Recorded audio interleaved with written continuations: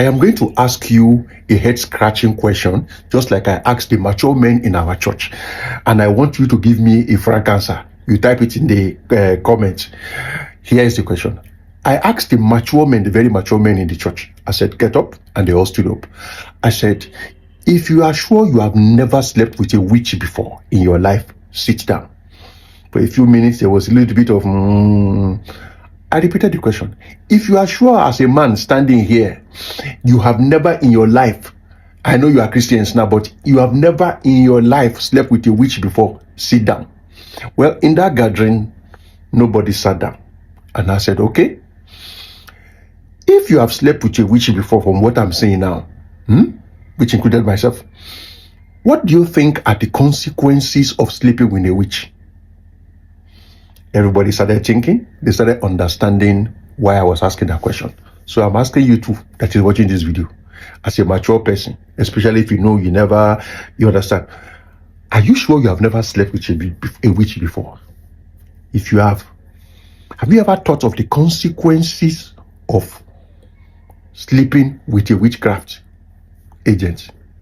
Have you ever dealt with solving the issue of the consequences of what may have happened to you because you slept with an agent of darkness? You have never. Maybe some have dealt with it in Deliverance. Okay, watch it now. So, I raised the question up again. I told all the very mature women to get up. So they did in that gathering. I asked the same question. If you are sure you have never slept with a witch or a wizard before, sit down. One lady sat down in that particular gathering. And I said, okay, lady, you sat down. Why? She said, well, because when she got married as a virgin. So, and she has never been with any other man apart from her husband. I said, you are sure? She said, of course she's sure. I said, okay, it's good. But are you sure you have never slept with a witchcraft agent? I said, no. She said, no. So one of the ladies there asked that and said, what if her husband is a sorcerer? Well, she said, no, her husband is not a sorcerer, is not a witch. We had a laugh over that. Then I said, okay, lady, let me put it across to you well again. Okay. Have you ever had a wet dream before? She said, yes. I said, okay. That wet dream, what do you think caused it? Two possibilities, of course. One, under spirituality. Either it is a demon or an astral person. I said, so do you think that distinguishes you, separates you from these other women that are still remaining standing? She started to think. I said, because either somebody astral projected into your house to do that act, or you have been doing it with a demon on those occasions when those things happen. I say, so have you ever dealt with the consequences of doing it with those demons or familiar spirits? The environment became very interesting. This is what I want you to look at today.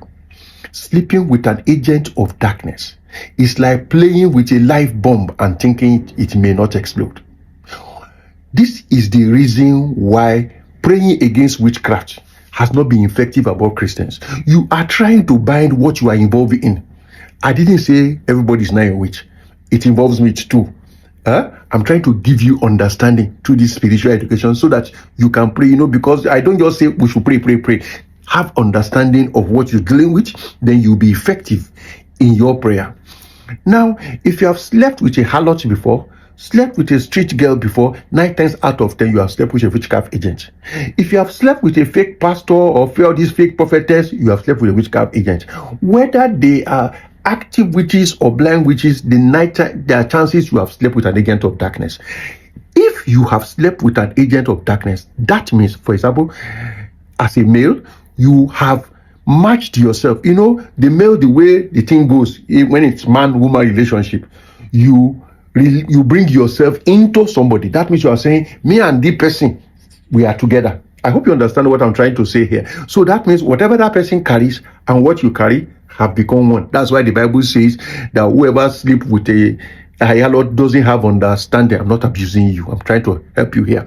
Doesn't have understanding. Why? Because it's the only thing you do with all you are. So you become matched with a daughter of Baal. You become matched with the daughter of a serpent. You become matched with some anti-God movement that are not even human beings, who just carry the flesh of human being and walk the street, and you are sleeping with them. If you picked up some of these girls in the night, maybe you are in those days, so you used to pick them, you have repented, now you are holy, now you are whatever. Now, I did not say you will not get to heaven. I said the consequences of all those acts, have you handled them? I'm trying to make you understand the reason why a lot of people, when you pray against witchcraft, the witchcraft is not working, is because that thing is part of you. Watch this video to the end. I will tell you what you need to do, which I have done for my own self. You see, and from the woman's side, you know, the way a woman is a receptacle, it's like you are opening yourself to receive what this person is carrying. So if this person, like a false prophet, like a satanic agent, of course nobody writes, I am a satanic agent on his forehead, you have done this act with them, then you have made yourself one with what you don't have. Do you see the consequences that Samson passed through because he made himself one with an agent, even of darkness? Let me tell you something of my personal story so that you don't think I'm abusing you. After my deliverance, I started working on personal deliverance. That's what area that people don't do anything about. They just have gone for deliverance. After deliverance, there's a lot of things that will come from. You need to do your self-deliverance. Anyway, let me leave that before I divert. During my own personal deliverance, one night I was alone, several years back ago. A hand just came out of heaven, very big hand, came out of heaven and like reached into inside me. And what do I see next? I was looking at this and drew out a live woman, a complete woman entity. But this lady, not lady, this entity had shaped like a woman, had a fish tail, and brought him out of it. Where did that come from? That comes from the kind of lifestyle some of us live. I know you are a very holy person, but I'm just being truthful with you here. The kind of lifestyle we live before Jesus saved us. So now, if that hand did not come, I've done deliverance, so several deliverance, yet that thing did not come out until the sovereign hand of God came and did that for me. You see the poverty people are struggling with, the fibroids that some ladies are dealing with, some of the many problems of life, failure at the edge of success, frustration at the corridor of breakthrough, continuous miscarriages, is because the witchcraft can continue to operate because they have something there that is giving them the legal right to do what they need to do. So I'm here to advise you on what you should do. You need to pray with this understanding now. Whether the person say I'm a sorcerer or not, if you have had wet dreams, slept with prophetess, prophet, ungodly, unrighteous sex, slept with animals, had this astral attack, an astral person is attacking you in your dream, that thing that is making your body move when you are sleeping is to tell you that probably also in your bloodline, in your DNA, there's witchcraft activities or spirits or deposits going on. Let me take it a little bit further. You need to pray that when I slept with XYZ, Father, separate me from what entered me and restore back to me for what left me. That is the wrong thing that came. Ask God to separate you from it, and then ask God to restore back to you what you lost that day. A lot of people's body fluids, because when you sleep with an agent of darkness, that body fluid, they will take it to their altar. You see, the bloody fluid of a man or a woman, even if it's your menstrual pad, if somebody's menstrual pad, is like the master key that opens the life of that person. So a lot of people, the master key to their life through that body fluid from the male or the female is in the camp of their enemies. It's like having, like in Nigeria now, it's like having somebody's NIN number, you have his BVN, you have his full name, you can open an account for him somewhere. You see the problems that people are facing, or the key that they use to open their life, they access them at will, do whatever they would do at will. They can open a place where all their money is going to. They can also use it to say, this person is the one talking now, that is the person that has the body fluid. Meanwhile, the person is not there. And say, this person say he doesn't want to be rich. Referring to that thing, use that thing to make covenant with poverty spirits. A lot of dimensions to what I'm talking about. So pray that the day you are that person, in fact, if you want to be thorough and your body count is not very much, make a list of everybody you've been with and then write it out one by one, that whatever entered into me, most of these things I'm talking about, they are in my book on personal deliverance, but that's not what I have come here to say. I'm just giving you understanding. This is what you need to do. That you separate yourself from what entered you when you met with XYZ, and that whatever bad thing entered you, you separate yourself from it. You separate yourself from the soul of XYZ. Two things now: the bad thing that entered into you, and the soul of XYZ, that you separate yourself from it. And then the good thing you lost on that day, because there are virtues and benefits that may be taken away. So when you pray for the restoration sevenfold of what you lost, and the separation from you what came into you that is not godly, and the breaking of the soul tie between you and that person, you have done stage one. You now have to pray that any part of you, whether it's body fluid, the master key to your life, you close up, you pray operation close all evil accounts. That's number 2. Number 3 is every principle of witchcraft that is still abiding in me. I pray it for myself, even in recent time. It doesn't mean that you are a witch. Okay, wait. It's like the story of Balaam and Balak tried to curse Israel. Israel did not. God said there is no enchantment against Jacob. That is what Balaam said in Numbers 23. No enchantment against Jacob, no divination against Israel. Right? But what did Balaam do later? He now taught the Moabites that, okay, you know what? Make them sin against their God by introducing a principle, bringing into their DNA the kind of thing that was not there before. They started sleeping with Moabitish girls.